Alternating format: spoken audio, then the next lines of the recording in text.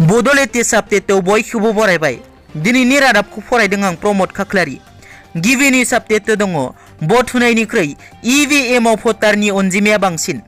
90 नं जमुना मुख बियाबनि दब'का भट मिरुआव सोमोनांथाव जाथाय जायो।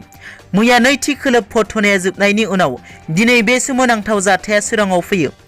63 नं पुरन बाजार मुक्तुब स्कुलाव गासै भट होनायनिख्रुइ इभिएमआव भटनि अनजिमाया बांसिन। मिथिनो मोननाय बादिब्ला मिरुआव गासै भटारनि अनजिमाया सा 509। बिनि गेजेराव भट होनाया गासै सा 390। नाथाय इभिएमआव नुनो मोननाय जायो गासै सा 438 भट। बे जाथायनि उनाव नायबिजिरनायनि थाखाय भट मिरुआव जौसिन बिबानगिरिया सहैयो। दासिमबो बे जाथायनि सायाव जेबो रोखा फोरमायनाय फैयाखै। नैथियाव दङ इमानुएल मोसाहारिया बुंदों बिपिएफ दोलोआ रंजाखुंगुर बसुमतारिनो बिसायख'थि गेलेनो रांखान्थियारि हेफाजाब होयैनि थाखाय बिजेपिआव हाबदों। बिपिएफनि बिजाथि रंजाखुंगुर बसुमतारिया दोलो नागारनानै बिजेपिआव हाबनाय लोगो लोगो रायजो नाङै समखिखाङो।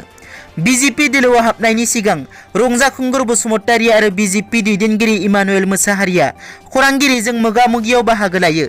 बे मोगा-मोगियाव इमानुएल मोसाहारिया फोरमायो दि बिपिएफ दोलोआ बिजाथि रंजाखुंगुर बसुमतारिखौ दोलोनि टिकेट होनायनि उनाव जेबो मदद खालामाखै होननानै।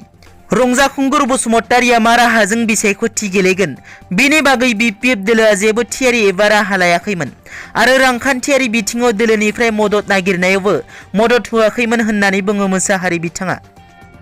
थामथियाव दङ हाग्रामा महिलारिया बुंदों रंजाखुंगुर बसुमतारि बिथाङा जोबथेसालियाव जोबनानै दोनजादों होननानै साननानै ला।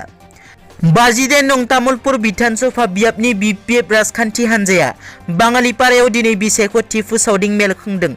बे मेलाव बाहागो लानानै बिपिएफनि आफादगिरि हाग्रामा महिलारि बिथाङा रंजाखुंगुर बसुमतारिया हरखाबै बिपिएफ नागारनानै बिजेपिआव जयेन जाहैनायनि सायाव बुङो दि रंजाखुंगुर बसुमतारि बिथाङा जोबथेसालियाव जोबनानै दोनजादों होननानै साननानै ला। ब्रैथियाव दङ बिपिएफनि मानसिफोरा फ्लाइं स्क्वाड हान्जानि केमेराखौ बुफायदों।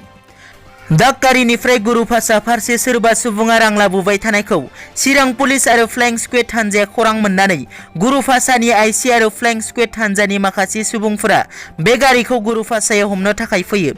फारसेथिं गुरुभाषा ओनसोलाव बिपिएफनि मेल जानायखौ खोनानानै फ्लाइं स्क्वाड हान्जानि सोद्रोमा आरो पुलिस बिफाननि सोद्रोमाफोरा माखासे थाङो। बे मेलखौ पुलिसनि बिथोन दंना गैया होनना नायबिजिरनो थाङो। बे समावनो बिपिएफनि सुबुंफोरा फ्लाइं स्क्वाड हान्जानि केमेराखौ बुफायो।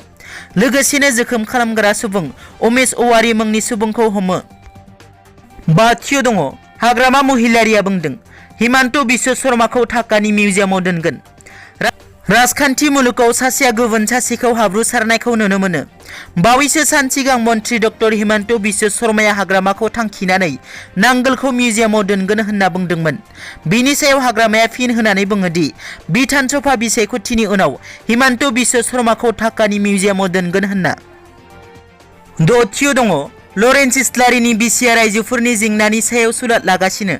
30 नं क'क्राझार जनजाति सानजा बिधान सभा बियाबनि इउपिपिएल दोलोनि बिजाथि लरेन्स इस्लारिनि बिसिया हर सान गामि गामि थांनानै रायजो राजाफोरनि जेंनाखौ सुलाद लाहैगासिनो। बिथाङा मैया हराव क'क्राझार जिल्लानि सिङाव थानाय गौरां बागिसानि रायजो राजाफोरजों माखासे जेंनानि सायाव सावरायलायो आरो इयुनाव बेफोर जेंनाखौ सुस्रांगोन होनना बुंथियो।